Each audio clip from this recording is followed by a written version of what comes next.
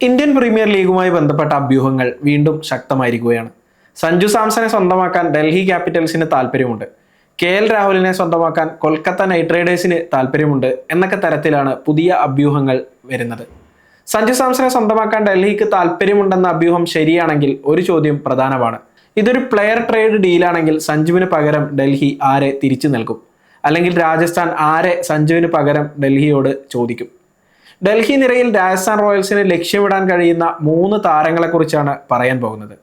ഒന്ന്, KL Rahul. Sanju Samson team വിട്ട് ഡൽഹിയിലേക്ക് പോവുകയാണെങ്കിൽ രാജസ്ഥാനെ ലക്ഷ്യമിടാൻ കഴിയുന്ന ഏറ്റവും മികച്ച ഓപ്ഷൻ വിക്കറ്റ് കീപ്പർ ബാറ്റർ കൂടിയായ KL രാഹുലാണ്. രാഹുലിന്റെ ഡൽഹിയിലെ പ്രതിഫലം 14 കോടി രൂപയാണ്. ഇത് സഞ്ജുവിന്റെ പ്രതിഫലത്തേക്കാൾ 4 കോടി രൂപ കുറവാണ് എന്നതാണ് ശ്രദ്ധേയമായ കാര്യം. ഈ വ്യത്യാസം ഉപയോഗിച്ച് രാജസ്ഥാൻ റോയൽസിന് അതേ കൈമാറ്റത്തിലൂടെ 1-2 താരങ്ങളെ അധികമായി സ്വന്തമാക്കാൻ കഴിഞ്ഞേക്കും. ഇനി രാഹുൽ രാജസ്ഥാൻ റോയൽസിന് എന്ത് നൽകുമെന്ന് നോക്കാം. 33-കാരനായ KL രാഹുലിനെ ടോപ്പ് ഓർഡറിലും മധ്യനിരയിലും ഒരുപോലെ ഉപയോഗപ്പെടുത്താൻ രാജസ്ഥാന് സാധിക്കും. 2025 IPL സീസണിൽ ഡൽഹി ക്യാപിറ്റൽസിന് വേണ്ടി 13 മത്സരങ്ങളിൽ നിന്ന് 539 റൺസാണ് രാഹുൽ സ്വന്തമാക്കിയത്. 54-നടുത്തുള്ള ശരാശരിയിലും 149 സ്ട്രൈക്ക് റേറ്റിലുമാണ് രാഹുൽ ബാറ്റ് വീശിയത്. ലീഡർഷിപ്പ് റോളിലും കഴിവ് തെളിയിച്ച വ്യക്തിയാണ് രാഹുൽ എന്നത് രാജസ്ഥാൻ റോയൽസിന് ലഭിക്കുന്ന ഒരു അധിക ബോണസായി മാറും. 2, കുൽദീപ് യാദവ്. ഡൽഹിയിൽ നിന്ന് കുൽദീപ് യാദവിനെ എത്തിക്കുകയാണെങ്കിൽ കഴിഞ്ഞ സീസണിലെ ഏറ്റവും വലിയ ദൗർബല്യങ്ങളിൽ ഒന്ന് പരിഹരിക്കാൻ രാജസ്ഥാന് കഴിയും. രവിചന്ദ്ര അശ്വിനെയും യുസ്വേന്ദ്ര ചഹലിനെയും കഴിഞ്ഞ സീസണിന് മുമ്പ് രാജസ്ഥാൻ വിട്ടുകളഞ്ഞിരുന്നു. ശ്രീലങ്കൻ സ്പിന്നർമാരായ മഹേഷ് തീക്ഷണയെയും വനിന്ദു ഹസരംഗയെയും എത്തിച്ച് നടത്തിയ പരീക്ഷണം അത്ര വിജയകരമായി മാറിയില്ല. ഇരുവരും 9-ലധികം ഇക്കണോമിയിലാണ് പന്തെറിഞ്ഞത്. മധ്യ ഓവറുകളിൽ എതിർ ബാറ്റിംഗ് നിരയെ വരുതിയിലാക്കാൻ രാജസ്ഥാന് കഴിഞ്ഞില്ല. ഇവിടെയാണ് കുൽദീപ് യാദവിന്റെ റോൾ ആവശ്യമായി വരുന്നത്. എന്നാൽ കുൽദീപ് യാദവ് 7.07 എക്കണോമിയിൽ ആകെ 15 വിക്കറ്റുകളാണ് ഡൽഹിക്കായി 2025 സീസണിൽ വീഴ്ത്തിയത്. IPL-ന് ശേഷം ഇന്ത്യക്ക് വേണ്ടിയും മികച്ച ഫോമിലാണ് കുൽദീപ് യാദവ് പന്തെറിയുന്നത്.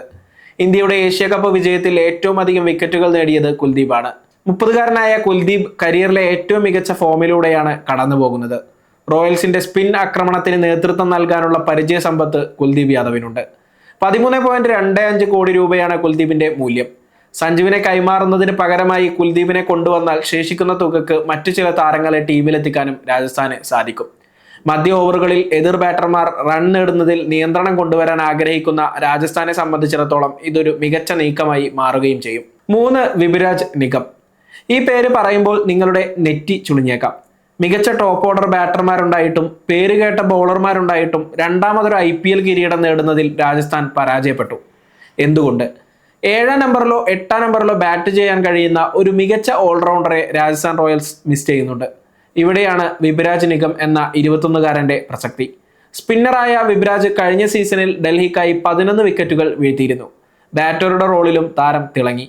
180 സ്ട്രൈക്ക് റേറ്റിൽ 142 റൺസാണ് വിബിരാജ് നേടിയത്. മറ്റൊരു ശ്രദ്ധേയമായ കാര്യം 50 ലക്ഷം രൂപ മാത്രമാണ് വിബിരാജിന്റെ പ്രതിഫലം എന്നതാണ്.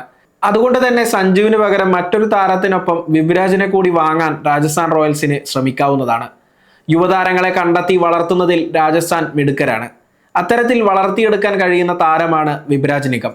മധ്യനിരയിൽ ഫിനിഷറുടെ റോളിൽ രാജസ്ഥാന് മുതൽക്കൂട്ടായി മാറാൻ വിബിരാജിന് സാധിക്കും. ഡിസംബർ പകുതിയോടെ IPL മിനി താരലേലം നടക്കുമെന്നാണ് റിപ്പോർട്ട്. നവംബറിൽ തന്നെ നിലനിർത്തേണ്ട താരങ്ങളുടെ പ്രഖ്യാപനം ടീമുകൾ നടത്തേണ്ടതായി വരും. ഈ സാഹചര്യത്തിൽ സഞ്ജുവിന്റെ കാര്യത്തിൽ രാജസ്ഥാൻ റോയൽസ് ഉടൻ തീരുമാനമെടുക്കുമെന്നാണ് സൂചന. സഞ്ജു രാജസ്ഥാൻ വിടുമോ അതോ ടീമിൽ തന്നെ തുടരുമോ എന്ന കാര്യം നമുക്ക് കണ്ടറിയാം.